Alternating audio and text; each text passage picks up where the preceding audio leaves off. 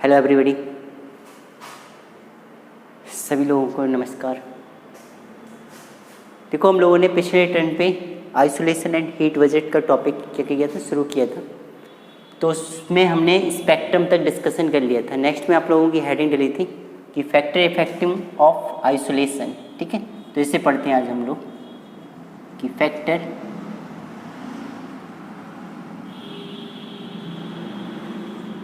Affecting of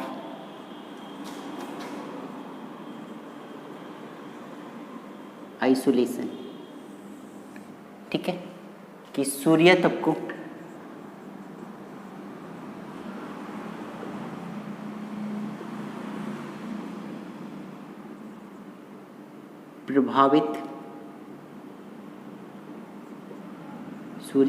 प्रभावित करने वाले कारक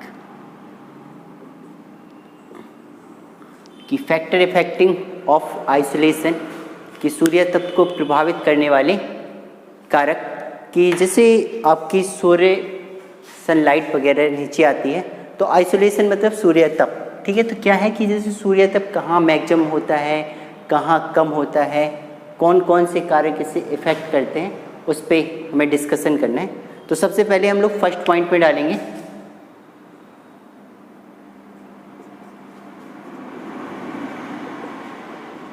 कि पोजीशन ऑफ अर्थ, कि जो अर्थ की पोजीशन होती है, ठीक है, पृथ्वी की स्थिति, कि पृथ्वी की स्थिति आइसोलेशन को कैसे प्रभावित करती है।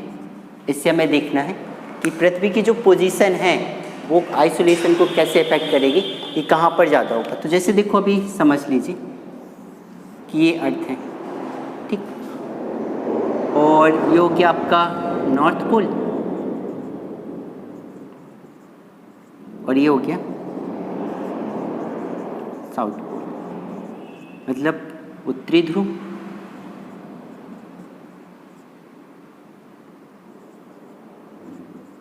और ये हो गया दक्षिणी ध्रुव। ठीक, कि ये उत्तरी ध्रुव हो गया, ये दक्षिणी ध्रुव हो गया, ये आपकी क्या होगी, इक्वेटर। इधर ये हो गई इक्वेटर, मतलब भूमध्य रेखा, इक्वेटर लाइन, भूमध्य रेखा। तो देखो, हमें सबसे पहली कंडीशन में यहाँ पता है कि जो हमारी अर्थ है वो क्या है, झुकी हुई है। ठीक, अवर अर्थ इज टिल्टेड, कि जो हमारी पृथ्वी है वो झुकी हुई है। अब बात आती है कितनी झुकी हुई, तो ये आपको पता होगा कि 23.5 अंश। ठीक है, कि 23.5 अंश वह झुकी हुई है। ठीक है, तो 23.5 अंश झुकी हुई है। तो झुकी होने के कारण क्या होता है कि अगर हम बात करें कि यहाँ पे एक सन है, ये सन है जिसकी सनलाइट ऐसे जा रही है, तो क्या होगी, कुछ सनलाइट डायरेक्ट इंसिडेंट करेगी, मतलब परपेंडिकुलर, लंबवत, राइट। ठीक है, और कुछ सनलाइट ऐसे जाएगी। ठीक, तो हम इसे ऐसे डिफाइन कर लेते हैं कि ये हो गया एक्स पार्ट और ये हो गया वाई पार्ट, सॉरी, ये हो गया एक्स पार्ट और ये हो गया वाई पार्ट। कि जो सन की रेडिएशन, ठीक है, कहाँ, विषुवत रेखा, सॉरी, भूमध्य रेखा, इक्वेटर लाइन पर क्या है, परपेंडिकुलर पड़ रही है, उन्हें हमने एक्स मान लिया, और जो क्या है पोल्स पर जा रही है थोड़ा सा तिरछी होकर, तो वो क्या हो गई, हमारी वाई हो गई। ऐसा इसलिए देखो हो रहा है क्योंकि हमारी जो पृथ्वी है थोड़ा सा झुकी हुई है और सोलर की ये परपेंडिकुलर पड़ेंगी और यहाँ पे थोड़ा सा डिस्टेंस बना के चलेंगी। ठीक है, तो पृथ्वी के झुकने के कारण, तो सबसे पहले फर्स्ट पॉइंट पे लिखो कि अवर अर्थ इज टिल्टेड, कि हमारी पृथ्वी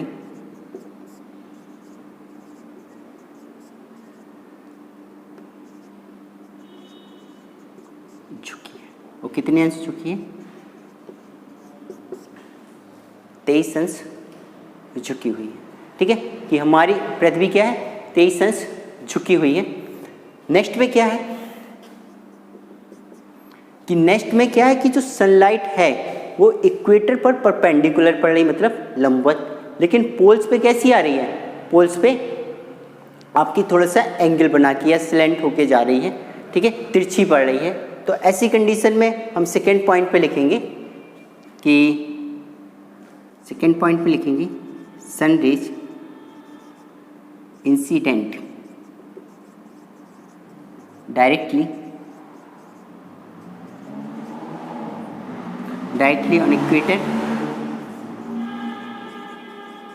एंड slanting ऑन पोल्स। ठीक है, सूर्य की किरणें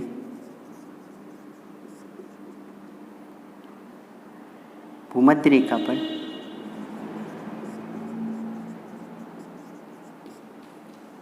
रेखा पर सीधे गिरती हैं,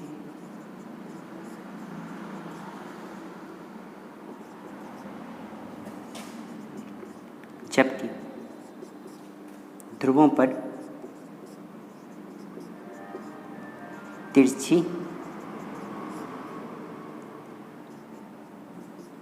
गिरती। बात समझ में आई ना कि जो सन रेज होगी incident directly on equator and slanting on poles, कि जो सूर्य की किरणें होगी वो भूमध्य रेखा पर सीधे इंसिडेंट होंगी और पोल्स पर क्या होंगी, थोड़ा सा तिरछी होंगी। अब बात करते हैं, ये तो हमारी पृथ्वी की पोजीशन की बात हो गई।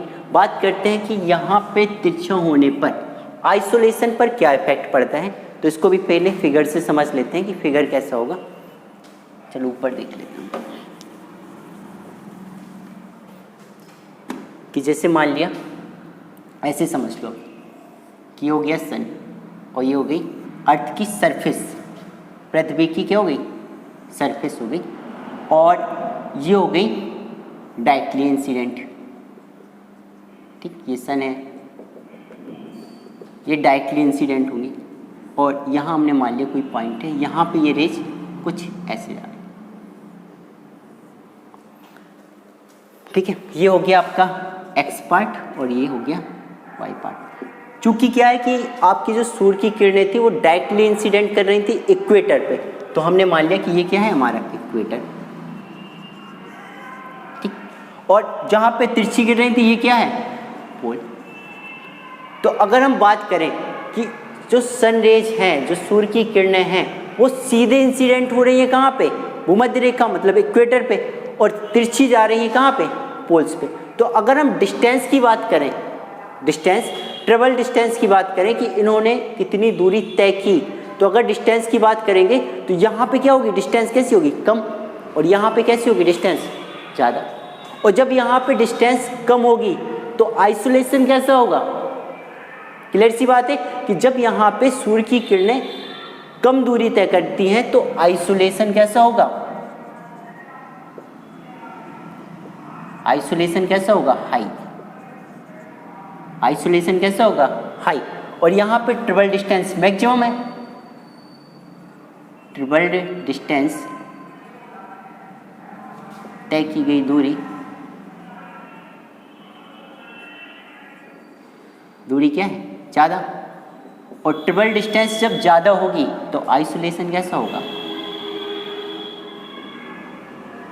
कम या लो। बात समझ में आई कि अर्थ की पोजीशन पर अगर हम बात करते हैं तो यहाँ पे क्या है कि भूमध्य रेखा पर सूर्य की किरणों को कम डिस्टेंस तय करनी पड़ती है, जिसके कारण उसका आइसोलेशन यानी कि सूर्य तप इक्वेटर पर क्या होता है, ज़्यादा, और पोल्स पर कैसा होता है, कम। बात समझ में आई कि पोल्स पर कैसा होगा, कम, क्योंकि पोल्स पर जाने के लिए इन रेज को क्या है, डिस्टेंस थोड़ा सा ज़्यादा तय करनी पड़ रही है। बात क्लियर ना। ये आपका हो गया पोजीशन ऑफ अर्थ की पोजीशन ऑफ अर्थ की पोजीशन आइसोलेशन पर कैसे इफेक्ट करती है, ये हम लेंगे देखो।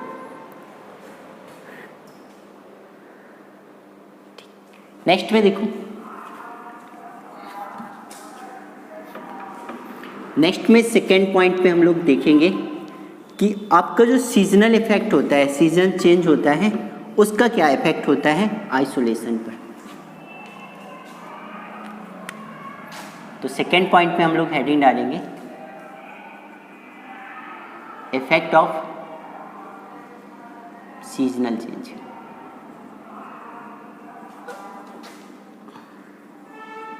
ठीक, कि मौसम के या ऋतु, ऐसे कह सकते हो, ऋतु के परिवर्तन का प्रभाव, ऋतु के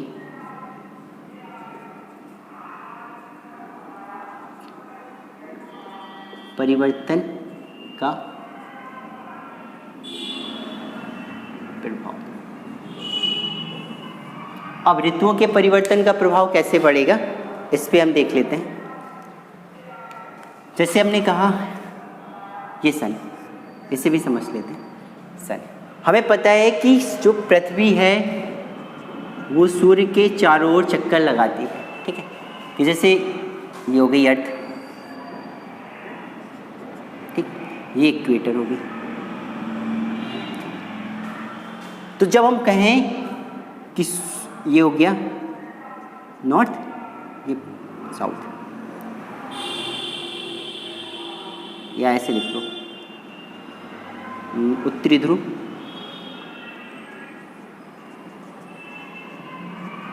ये हो गया दक्षिण।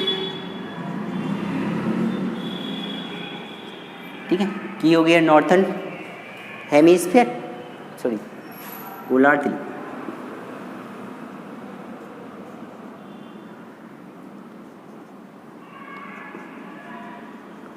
उत्तरी गोलार्ध एंड दक्षिणी गोलार्ध। तो अगर हम बात करेंगे कि यहाँ से सनरेज आएंगी तो सनरेज यहाँ पे कैसी होंगी, परपेंडिकुलर। ठीक है, कैसी गिरेंगी, लंबवत। जैसे ये घूमकर कहाँ जाएगी, यहाँ। ठीक है, तो अब ये यहाँ पे होगी, तो यहाँ पे ये कैसे पड़ेंगी, ऐसे पड़ेंगी। ठीक, नेक्स्ट पे यहाँ पे आएगी, तो अगेन फिर क्या होंगी, परपेंडिकुलर गिरना शुरू कर देंगे। और अगेन ये अर्थ है, तो अगेन फिर ये ऐसे इंसिडेंट होंगे। ऐसे साइक्लिक प्रोसेस क्या होता है, चलता रहता है। कि यहाँ पे जो टाइम पीरियड की बात करते हैं, आपको पता है कि 3 मंथ्स यहाँ, 3 मंथ्स यहाँ, 3 मंथ्स यहाँ एंड 3 मंथ्स यहाँ का टाइम लगता है। तो यहाँ पे क्या होगा कि ये डायरेक्टली इंसिडेंट, मतलब परपेंडिकुलर इंसिडेंट करेंगी कहाँ पे, उत्तरी गोलार्ध में। ठीक, फिर अगले 3 महीने तक ये क्या हो जाएंगी, थोड़ी सी ऐसे गिरेंगी। ठीक, फिर यहाँ पे फिर परपेंडिकुलर आ जाएंगी, फिर ऐसे आ जाएंगी। क्लियर, ये साइक्लिक प्रोसेस कंटिन्यू चलता रहता है। ठीक, अब यहाँ पे अगर हम बात करें तो आइसोलेशन की बात करें तो यहाँ पे सबसे क्या है कि यहाँ से यहाँ तक जाने में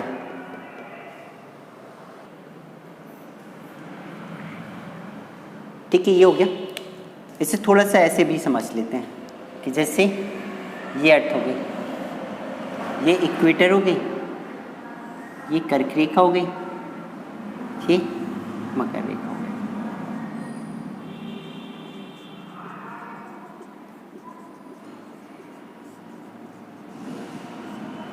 अगर हम बात करें कि अभी यहाँ पे, ठीक है, जैसे यहाँ पे हमने मान लिया कि यहाँ पे 21 मार्च, क्या है 21 मार्च। अब 21 मार्च से क्या होगा, सन ऐसे जाएगा, सन रेज ऐसे जाएंगी, तो क्या होगा, पृथ्वी ऐसे घूमेगी, ऐसे घूमेगी। तो यहाँ से लेकर इस कर्क रेखा तक जाने में इसे कितने मंथ लगेंगे, 3 मंथ। और जब 3 मंथ लगेंगे, ठीक है ना, तो यहाँ से यहाँ तक 3 मंथ में पहुँच जाएगी।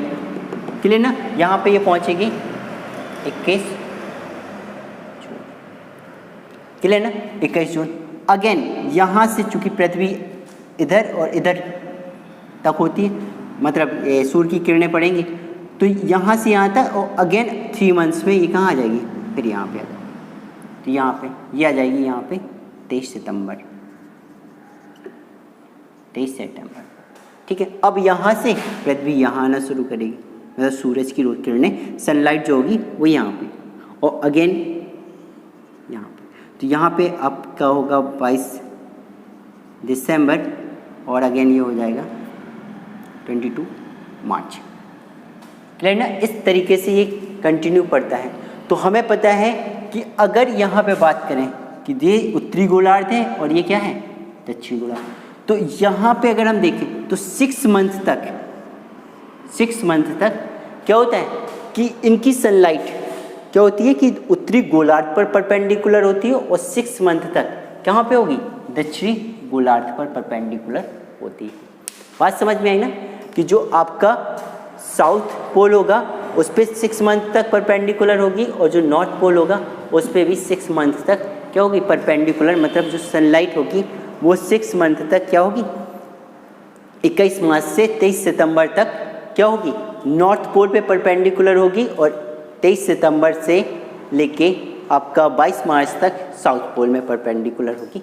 तो फर्स्ट पॉइंट में लिख लीजिए,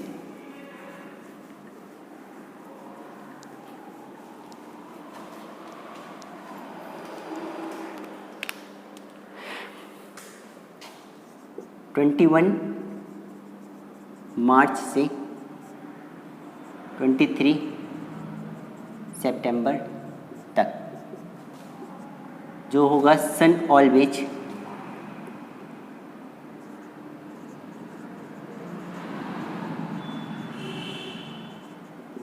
परपेंडिकुलर ऑन नॉर्थन हेमीस्फीयर। ठीक है ना, कि सन उत्तरी गोलार्ध में, उत्तरी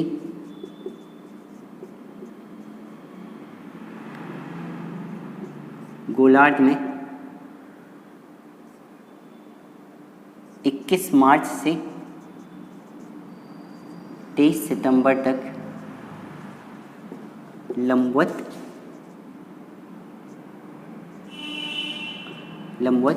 रहता है। ठीक है ना, और अगर हम बात करें तो 23 सितंबर से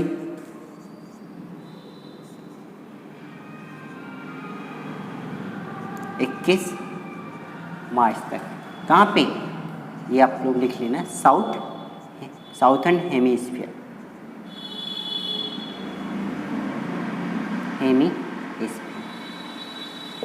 कि 6 महीने वह नॉर्थ पोल में, नॉर्थ हेमीस्फीयर में, कि उत्तरी गोलार्ध में क्या रहेगा, परपेंडिकुलर, और 6 मंथ कहाँ पे होगा, दक्षिणी गोलार्ध में परपेंडिकुलर रहता है। अगर हम बात करें कि जब डायरेक्ट इंसिडेंट होंगी यहाँ पे परपेंडिकुलर, तो यहाँ पे अगर हम बात करें अब आइसोलेशन की, जिस पे इफेक्ट हमें देखना है कि आइसोलेशन का इफेक्ट कैसे पड़ेगा।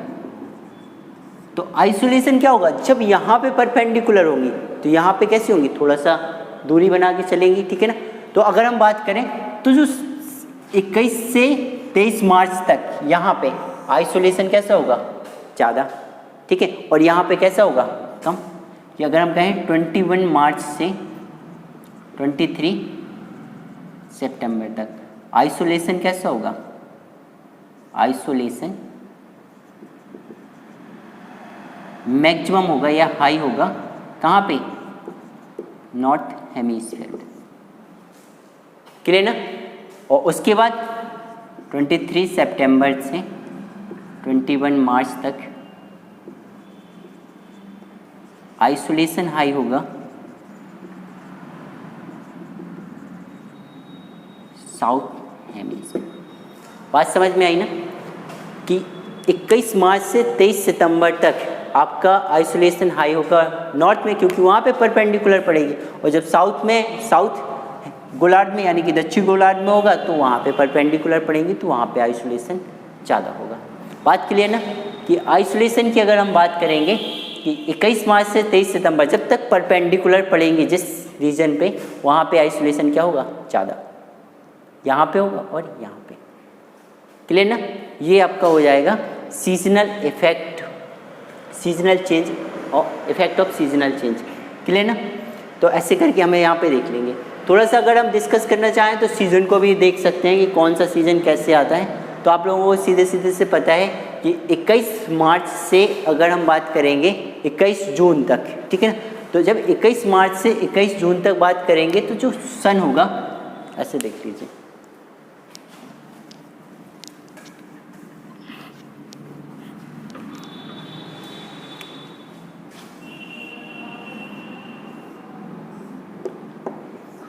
कि जो सन होगा 21 मार्च से 21 जून तक जो सन होगा वो यहाँ तक आएगा, और जब यहाँ तक आएगा तो यहाँ से आएगा, तो चूंकि हम यहाँ पे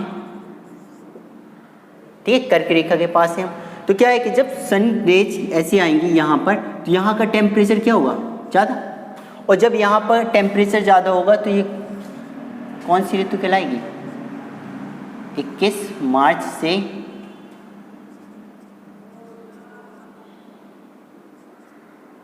ये यहाँ तक 21 जून तक ये कहलाएगी आपकी ग्रीष्म ऋतु, ग्रीष्म ऋतु। क्लियर। अब जैसे यहाँ से अगेन चूंकि यहाँ तक आएगा सन, और जब सन यहाँ से यहाँ तक आएगा तो फिर से अगेन यहाँ से थोड़ा सा कम होना टेम्परेचर शुरू हो जाएगा, तो यहाँ पे हमें मिलेगी शरद ऋतु, एटम सीजन बोलते हैं, क्या मिलेगी शरद ऋतु। ठीक है। अब जैसे ही अगर हम कहें कि अब ये मकर रेखा की ओर बढ़ेगा, तो मकर रेखा की ओर बढ़ेगा, टेम्परेचर थोड़ा सा और लो होगा, और टेम्परेचर और लो होगा तो यहाँ पे हमें मिलेगा विंटर, जिसे हम बोलते हैं शीत ऋतु। क्योंकि क्या है कि आइसोलेशन तो देखो यहाँ पे जब सनरेज होगी तो यहाँ पे आइसोलेशन ज़्यादा होगा, ठीक है ना, तो आइसोलेशन तो ज़्यादा होगा, बट चूँकि हमारे जहाँ हम हैं वो इधर से बहुत डिस्टेंस है, तो डिस्टेंस ट्रेवल करनी पड़ेगी, जिससे यहाँ पे क्या होगा ठंडा होगा, तो यहाँ पे क्या मिलेगी हमें शीत ऋतु। और अगेन ये इस ओर बढ़ेगा तो अगेन यहाँ पे हमें मिल जाता है स्प्रिंग सीजन, या हम कहते हैं बसंत ऋतु। क्लियर ना, यहाँ पे क्या मिलेगा हमें बसंत ऋतु। तो क्लियर ना, ऐसे 3 मंथ का ये टाइम पीरियड होता है कि 3 मंथ यहाँ लगेंगे, 3 मंथ यहाँ लगेंगे, 3 मंथ यहाँ, 3 मंथ यहाँ, और यही साइक्लिक प्रोसेस कंटिन्यू चलता रहता है कि जब सनरेज कर्क रेखा की ओर बढ़ेंगी तो जहाँ पर हमें चूँकि यहाँ पे, तो हमें यहाँ पे क्या होगी गर्मी महसूस होगी, यानी कि ग्रीष्म ऋतु। फिर थोड़ा सा दूर जाना शुरू होगा तो आपका एटम शुरू हो जाएगा, मतलब शरद ऋतु। नेक्स्ट में यहाँ पे अब ये कर्क रेखा की ओर बढ़ेगा तो ये क्या है, हमारे पास पहुँचने में यहाँ पे डिस्टेंस ज़्यादा तय करनी पड़ेगी, तो चूँकि क्या है तो आइसोलेशन पृथ्वी पर तो पर्याप्त मात्रा में यहाँ पर होगा, बट क्या है यहाँ तक जो सूर्य की किरणें होंगी वो बहुत तिरछी आएंगी, जिसके कारण हमें यहाँ पे क्या होगी सर्दी महसूस होगी, तो इसे शीत ऋतु मिलेगा। नेक्स्ट में यहाँ पे थोड़ा सा और बढ़ेंगे तो यहाँ पे क्या होगा बसंत का मौसम शुरू हो जाएगा, तो बसंत ऋतु। क्लियर ना, ये आपका थोड़ा सा सीजनल इफेक्ट्स हो जाता है। क्लियर ना, बहुत मोस्ट इम्पॉर्टेंट है, बहुत क्वेश्चन बनते हैं यहाँ से, तो थोड़ा सा ध्यान से पढ़िए। जो क्वेश्चन होंगे, देखो मैं क्वेश्चन के लिए आप लोगों का एक सेशन अलग से ले लूँगा, सारे क्वेश्चन जितने भी इस टॉपिक में बनेंगे वो सब करा देंगे हम। नेक्स्ट इफेक्ट डालो,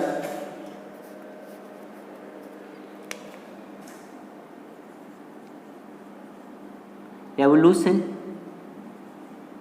ऑफ अर्थ।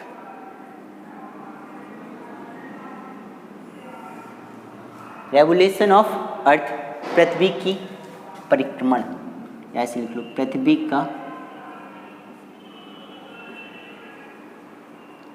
परिक्रमण, पृथ्वी का परिक्रमण। अब देखो अगर हम बात करें, ये सन और ये अर्थ है, तो देखो हम लोग सब लोग जानते हैं कि जो पृथ्वी है वो सूर्य के चारों ओर घूमती है, और सूर्य के चारों ओर घूमती है तो सूर्य के चारों ओर कैसे घूमती है, एक दीर्घ वृत्ताकार कक्षा में, ठीक है, कि एक दीर्घ वृत्ताकार पथ पे क्या करती है, ये घूमती है, कि ऐसे घूमती रहती है सूर्य के चारों ओर, कि एक दीर्घ वृत्ताकार कक्षा में, ठीक है। तो अगर हम इसको लिखना चाहें तो इसे फर्स्ट पॉइंट में लिख लीजिए, अर्थ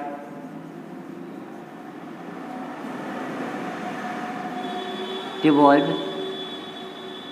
around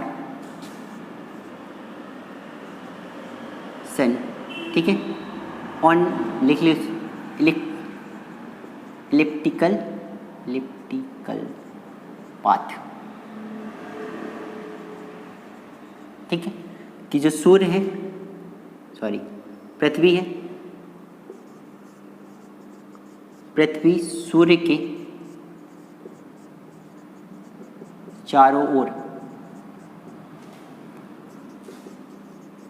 दीर्घ वृत्ताकार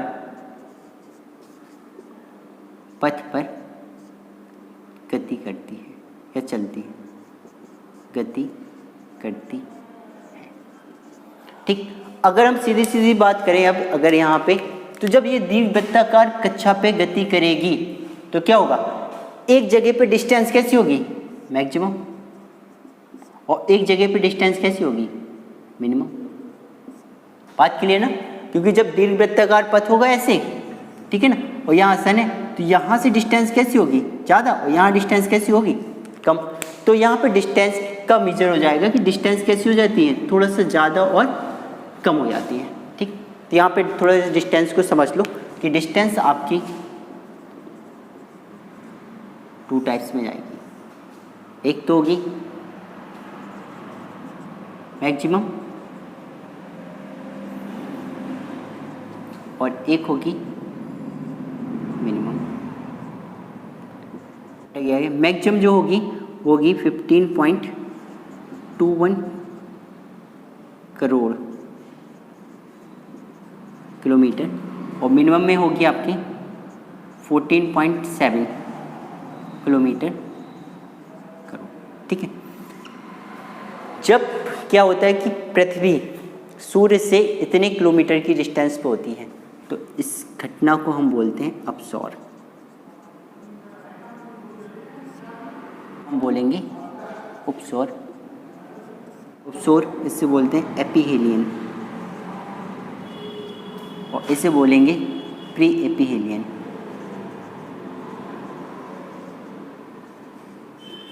ठीक है ना, ये हो गई उपसौर की कंडीशन, ये हो गई उपसौर की कंडीशन। अपसौर और उपसौर कि जब सूर्य से पृथ्वी इतने डिस्टेंस पे होगी, यानी 15.5 मतलब मैक्सिमम डिस्टेंस पे होगी, हम उस घटना को कहेंगे उपसौर, और जब मिनिमम डिस्टेंस पे होगी उस घटना को करेंगे उपसौर। अब ये होती कब है, तो यहाँ पे हम बात करेंगे कि जब उपसौर की घटना होती है सबसे अधिक दूरी पर पृथ्वी सूर्य से होती है 4 जुलाई के दिन, और यहाँ पे ये होगी 3 जनवरी। ठीक है ना, सबसे नज़दीक होती है 3 जनवरी के दिन, और सबसे मैक्सिमम कहाँ पे होगी आपकी 4 जुलाई के दिन। ठीक है ना, तो ये तो डिस्टेंस की बात हो गई कि डिस्टेंस में मैक्सिमम डिस्टेंस कितनी होगी उपसौर की कंडीशन एपीहेलियम में 15.21 किलोमीटर, और मिनिमम डिस्टेंस होगी 14.7 करोड़ किलोमीटर की डिस्टेंस पे, जिसे हम उपसौर की कंडीशन कहेंगे एपीहेलियम। अब बात आती है जो हम पढ़ रहे थे आइसोलेशन, कि इसका आइसोलेशन पर क्या इफेक्ट होगा डिस्टेंस के अकॉर्डिंग। ठीक है ना, तो हमें यहाँ पे बताना है कि मैक्सिमम आइसोलेशन कहाँ पर होगा और मिनिमम आइसोलेशन कहाँ पर होगा। ठीक है ना, कि किस कंडीशन पर मैक्सिमम आइसोलेशन होगा और किस कंडीशन पर मिनिमम आइसोलेशन होगा। ठीक है ना, तो अगर हम बात करें यहाँ पे, चूँकि अभी हम लोगों ने बात की थी, जब हमने फर्स्ट कंडीशन स्थिति वाली की बात की थी, तो हमने आपको बताया था कि जहाँ पर ट्रेवल डिस्टेंस क्या होगी, कम होगी, वहाँ पे आइसोलेशन क्या होगा, ज़्यादा। तो अगर हम मैक्सिमम आइसोलेशन की बात करेंगे,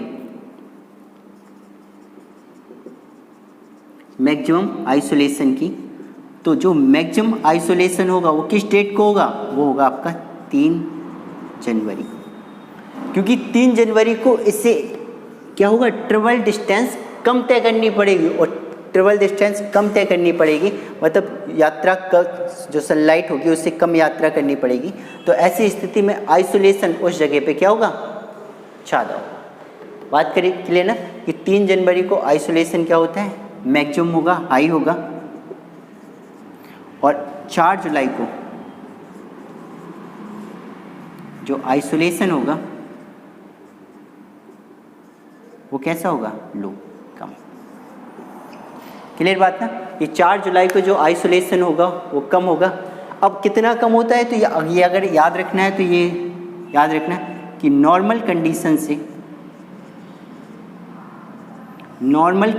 से यहाँ आइसोलेशन 6% क्या होगा मैक्सिमम, और यहाँ पे नॉर्मल कंडीशन से आइसोलेशन 6% क्या होगा, कम। क्लियर ना, कि मैक्स जो आपकी नॉर्मल कंडीशन होगी और यहाँ पे क्या होगा, मिनिमम।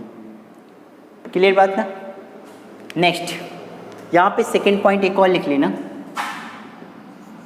देखो पाथ कैसा है, इलिप्टिकल पाथ है और ये सन है, ये अर्थ है, ठीक। तो यहाँ से क्या होगा, जब इसकी ये अराउंड घूमेगी तो क्या होगा कि निरंतर सूर्य से पृथ्वी की दूरी क्या होती रहेगी, चेंज होती रहेगी। कि सेकेंड पॉइंट में कह सकते हैं कि distance between sun and earth will be changed, ठीक है ना, कि सूर्य से पृथ्वी के बीच की दूरी निरंतर बदलती रहती है। क्लियर ना, ये आपको याद रखना है। तो ये आपका हो जाएगा second effect, revolution of earth, ठीक। नेक्स्ट पे हम लोग पढ़ेंगे चौथा effect,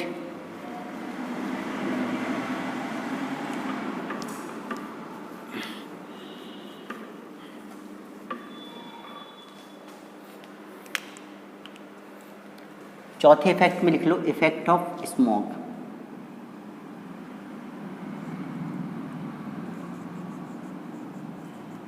effect of smog, smog तो जानते होगे, धुआं कहते हैं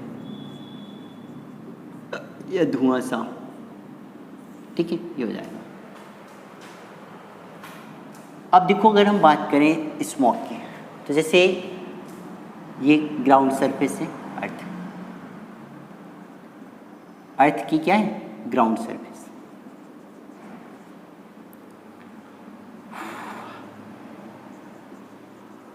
अर्थ की हो गई है ग्राउंड सरफेस। अब यहाँ पे क्या होगा, ग्राउंड सरफेस पे ढेर सारी क्या होती हैं, फैक्ट्री लगी होती हैं, ठीक, व्हीकल वगैरह, वाहन वगैरह बहुत चलते हैं, ठीक, वाहन वगैरह, व्हीकल वगैरह ढेर सारे चलते रहते हैं, ठीक है। तो जिससे क्या होता है, पॉल्यूशन होता है।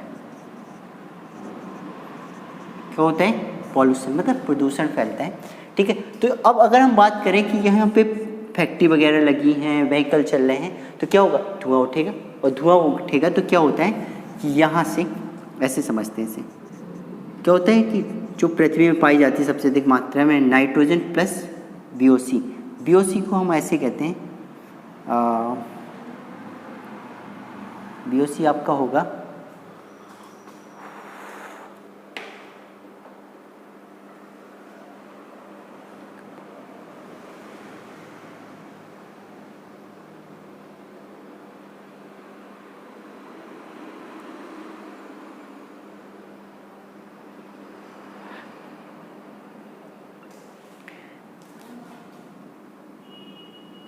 देखो BOC हो जाए, BOC को हम बोलते हैं बायोटाइल ऑर्गेनिक कंपाउंड, बायोटाइल ऑर्गेनिक कंपाउंड, जिसे हम बोलते हैं परिवर्तनशील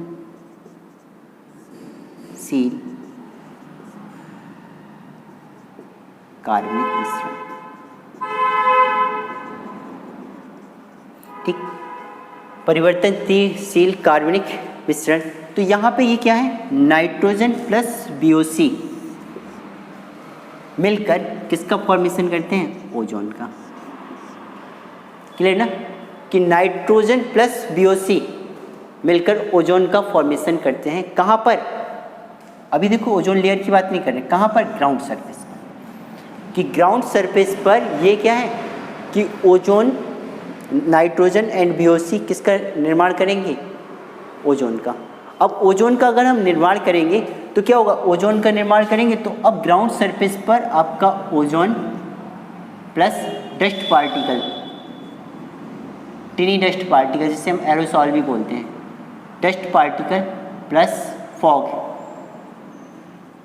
या इसी में वाटर वेपर भी कर सकते हो, फॉग या वाटर वेपर, ये सब कंबाइन होकर, वाटर वेपर कंबाइन होकर क्या करेंगे, एक के पीले हरे, पीले काले रंग का या ब्लैक, येलो एंड ब्लैक रंग का क्लाउड का फॉर्मेशन करते हैं। क्लाउड का फॉर्मेशन करते हैं। ठीक है, कि क्या होता है कि ओजोन प्लस डस्ट, क्योंकि क्या है ग्राउंड सरफेस पे है तो डस्ट पार्टिकल तो होंगे, तो ग्राउंड सरफेस पर ozone, dust particle and fog या आपका वाटर वेपर कंबाइंड होकर पीले एंड काले रंग का क्या है एक बादल का फॉर्मेशन करते हैं। ठीक है, अब जब बादल का फॉर्मेशन करेंगे तो जो स्मॉग होता है, ये पूरा धुआं, ये अब क्या बन जाएगा, एक धुआं टाइप का बन जाएगा। जो स्मॉग होगा ये क्या कर देगा, जिस शहर में, अगर हम कहेंगे कवर, ऐसे लिख लो कवर, या पूरे शहर को क्या कर लेते हैं, ढक लेते हैं, ढक लेते हैं। जैसे अगर हम कहें ये अर्थ है और ये कुछ शहर जहाँ पे फैक्ट्री वगैरह लगी है, ठीक, बहुत अधिक मात्रा में फैक्ट्री वगैरह लगी, क्योंकि गांव वगैरह में फैक्ट्री मैक्सिमम बहुत कम मात्रा में होती है, तो क्या है कि ये ऐसे करके यहाँ पे ये क्या है धुआं सा छा जाएगा। अब जब धुआं सा छाया जाएगा तो जैसे ये सनलाइट आ रही है तो ये क्या है धुआं सा, इसे क्या कर देगा, रिफ्लेक्ट कर देगा। और जब सन की रेज यहाँ पे रिफ्लेक्ट हो जाएंगे किससे, इस धुआं से, तो आइसोलेशन पर भी क्या होगा, इफेक्ट पड़ेगा। बात समझ में आ रही ना, कि ये शहरों को क्या कर देता है, कवर्ड कर देता है, जिससे क्या करेगा, आइसोलेशन पर इफेक्ट होगा। अब अगर हम बात करें आइसोलेशन की, कि यहाँ पे आइसोलेशन जब स्मॉग होगा तो स्मॉग आइसोलेशन पर क्या इफेक्ट डालेगा, तो अगर हम बात करें कि जब सनलाइट यहाँ से आएगी और पर्याप्त मात्रा में वो पृथ्वी की सरफेस तक नहीं पहुँच पा रही है, कहाँ पर, जहाँ पर फैक्ट्री और व्हीकल वगैरह बहुत अधिक मात्रा में होंगे, तो वहाँ पर ये स्मोक सा बन जाएगा, जो क्या करेगा, इन सनलाइट को क्या कर देगा, रिफ्लेक्ट कर देगा। अब जब सनलाइट रिफ्लेक्ट होगी, सनलाइट क्या हो जाएगी, रिफ्लेक्ट हो जाएगी, तो जब सनलाइट रिफ्लेक्ट हो जाएगी तो आइसोलेशन कैसे हो जाएगा, उस जगह पे आइसोलेशन क्या हो जाएगा, कम। बात क्लियर ना, कि जब सनलाइट क्या होगी, पर्याप्त मात्रा में पृथ्वी तक नहीं पहुंच पाएगी, क्योंकि ये क्या है, ये आपका एक स्मोक बन चुका है जो यहाँ पे धुआं सा, तो जो क्या है सनलाइट को क्या कर रहा है, रिफ्लेक्ट कर दे रहा है, तो यहाँ पे जो आइसोलेशन होगा वो कैसे हो जाएगा, कम।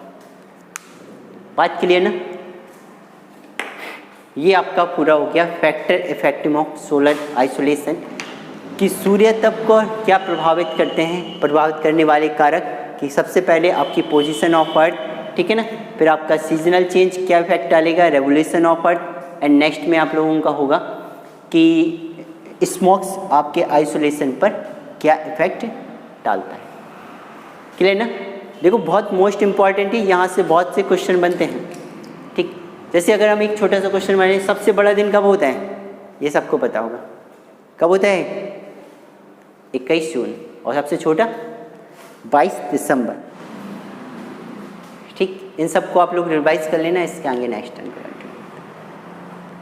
ठीक है, धन्यवाद।